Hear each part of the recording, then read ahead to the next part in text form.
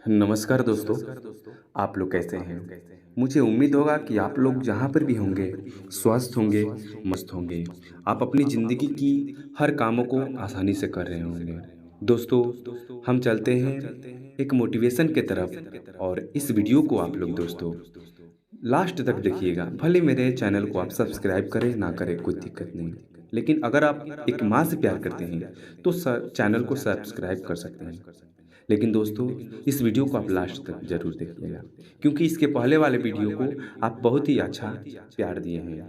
क्योंकि दोस्तों, हम ऐसे ही आपके बीच में मोटिवेशन वीडियो लाते रहेंगे और आपको हम मोटिवेट करते रहेंगे। क्योंकि दोस्तों, हमारे जीवन में हमारे माँ-बाप से बढ़कर कोई नहीं है।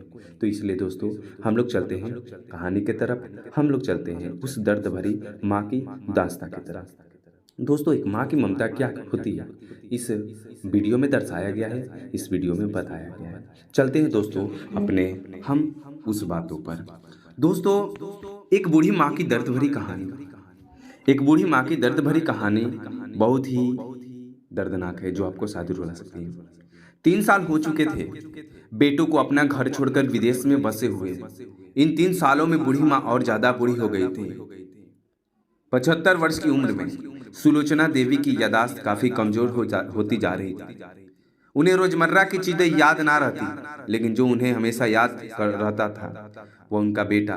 दिन हो या रात, एक पल भी ऐसा ना होता जब उन्हें अपने बेटे की याद ना आती। दूसरी तरफ बेटा था, जो साल भर में एक आध बार अपनी माँ को फोन कर लिया करता और 1-2 मिनट बातें कर लिया करता था। फिर भी यह बूढ़ी माँ टकटकी लगाए अपने बेटे को इंतजार करती रही। एक दिन बेटे का विदेश से फोन आया। हेलो, हेलो, सुन रही हो ना? माँ, अनिल बोल रहा हूँ, तुम्हारा बेटा।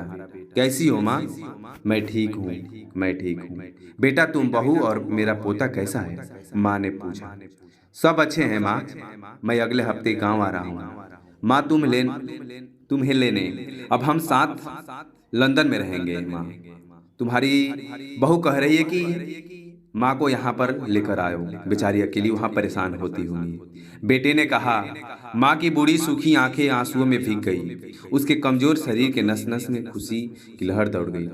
बेटे और बहू का अपने प्रति प्रेम देखकर माँ का मन खुशी से भर गया। बेटे ने आगे कहा, माँ तैयार रहना माँ, मुझे ज्यादा दिन छुट्टियां नहीं है। जिस से जितने पैसे लेने हैं लेकर रखना, तब तक मैं प्रॉपर्टी डीलर से बात कर लेता हूँ घर के लिए। घर के लिए माँ ने पूछा। हाँ माँ, गांव का हमें बेच देना है घर। हम अब साथ में रहने वाले हैं, तो यहाँ का घर क्या होगा, कोई मतलब नहीं। माँ ने कहा। बेटा, बुढ़ापे की वजह से ठीक से चलने में असक्षम माँ ने पूरे मोहल्ले में घूम घूम कर अपनी इस खुशखबरी को सबको सुनाया। सभी को खुशी हुई, सबको लगा माँ जी के आखिरी दिन है, अपने परिवार के साथ खुशी से बीत जाएंगे। घर वापिस आकर माँ ने अपने घर के कोने कोने को ऐसे देखा जैसे वह दूर दूसरे बेटे को देख रही हो। देखे फिर भी क्यों ना हो, उस घर को अपने बेटे से कम थोड़ी समझा। अपने पति के साथ 40 साल यूं बिताए थे, लेकिन अब मजबूर थी बुढ़ापे की आखिरी साल बेटे और बहू के साथ बिताना चाहती थी। दिल पर पत्थर रखकर वो घर बेचने के लिए माँ तैयार हो गई।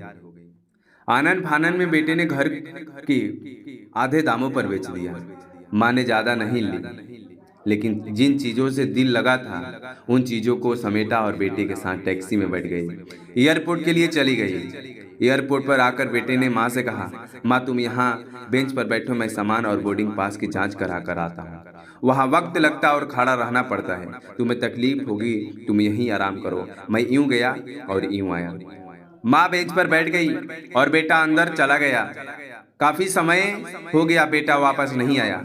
माँ सोचने लगी, ज्यादा भीड़ होगी इसलिए देर लग रही होगी। अंधेरा होने को आया। अब तो लोगों की चहल पहल भी कम होने लगी। माँ को अब चिंता होने लगी। एक कर्मचारी ने आकर पूछा, किससे मिलना है माँ जी आपको? यहाँ पर बैठी हो, क्यों बैठी हो? डरती हुई आवाज में सुलोचना देवी बोली, मैं मेरा बेटा अंदर सामान की जांच कराने गया है, लंदन जा रहे हैं। क्या नाम है माँ जी आपके बेटे का? कर्मचारी ने पूछा। अनिल नाम है मेरे बेटे का, सुलोचना देवी ने बताया। कर्मचारी अंदर गया और थोड़ी देर बाद बाहर लौटा। उसने सुलोचना देवी से कहा, माँ जी, लंदन जाने वाली फ्लाइट तो दोपहर में ही जा चुकी है और आपका बेटा भी उस फ्लाइट में बैठकर जा चुका है। अब आपके यहाँ बैठने का कोई मतलब नहीं है। आप भी अपने घर चले जाइए। क्या जा चुका है? और मैं घर जाऊं? घर माँ की आंखों में आंसुओं के सैलाब उठने लगे। जैसे तैसे माँ घर पहुंची, जो अब उसका था ही नहीं, बिक चुका था। वो वहीं बरामदे में तुलसी के पास सो गई। घर के नए मालकिन को उस पर दया आई तो एक कमरा किराए से उसको दे दिया। पेंशन के पैसों में खाना और किराए का बंदोबस्त हो जाता था। दिन बीतने लगे।